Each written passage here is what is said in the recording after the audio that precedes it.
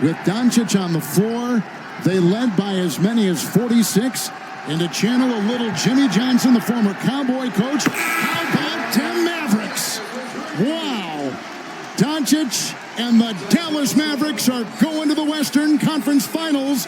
We've got some words exchanged at the other end. And now some shoving with frustration coming through.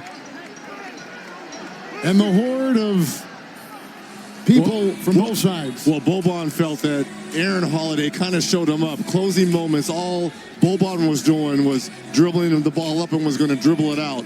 Aaron Holiday came from behind, stole the ball, and then went down and knocked down a three. And he just felt that he was kind of showing up Boban in that particular moment.